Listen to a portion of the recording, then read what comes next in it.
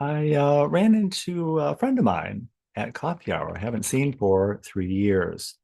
She said they turned off the electricity in her Michigan Avenue condo because she couldn't afford to pay the electric bill. At lunch, she told me that what she most missed about sitting in the dark was not being able to hear or listen to music. So she came to church to hear it.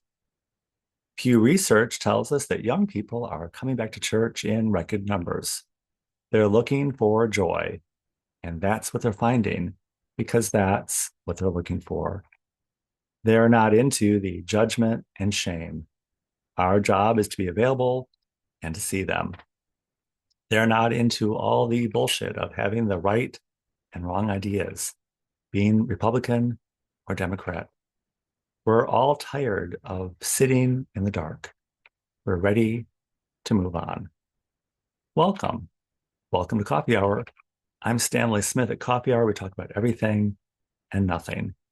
Recently, we talked about contagious joy, East meets West, common values, and loving the person and hating the action. The readings at Washington National Cathedral are from Acts. Even a convert can be called to serve many. And from Peter, sometimes what we need most is what we just tossed away. The gospel reading was from John. You can't be included when nobody's home. The sermon at Washington National Cathedral was by Rose Duncan. Rose preached her usual sermon about how terrible Rome was and how our country is a close second. She also preached about moral relativism by defining reality by the trendy beliefs of our time. Trump is terrible. White people are racist. And we need more social programs. It's a popular message, but it's not Christ's message. Randy Halleris said last week that if God agrees with everything we believe in, we're probably worshiping a version of ourselves. Time to move on. We can't be defined by everything we hate, even if we think it's what God believes. The sermon at St. James Cathedral was by Stephen Balke. Stephen preached about how life is kind of a roller coaster ride. We have our highs and our lows both going on. When we remember the people who have come and gone in our lives, we're reminded no matter how much we want to jump into the water to save them, they're swept away anyway. Stephen said we have one foot in this life and one foot in the next. We have the life of the mind and the experience of our hearts. Often we're having an argument about the life of the mind, or even worse, an argument about the argument, instead of seeing the shared values of our hearts. In the ever increasing understanding of God that we've all experienced in history of theology, we sometimes lose sight of the positive rights God promises to us and the negative rights he requires of us toward others, things that are guaranteed to us and things we're required to do on behalf of each other. Christ is an example of getting it right. Fear, hate, division is not the answer. Whatever we ask for in God's name, it shall be granted. Ask for what you need today.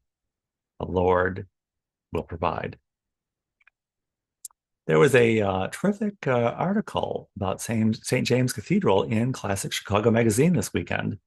Writer Judy Bross described Lisa, the dean of the cathedral, as having a Sangfroid personality. I had to look it up. I told Judy it was the perfect description. I never would have come up with it. I think of it as kind of a word which means aloof and kind of unfeeling. But Merriam-Webster says Sangfroid means cool under pressure. Every word or phrase probably has a positive and a negative aspect. Focusing on the positive counts it all for joy. King Charles' recent trip to the United States was another good example. For some, being in the room with Trump was anathema.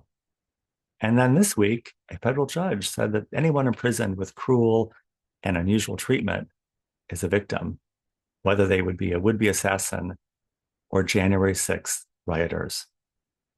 Even the Jews, in their story, later petitioned Rome to have Pontius Pilate removed from office for unfair and cruel treatment, and he was removed. They say you can't argue with City Hall.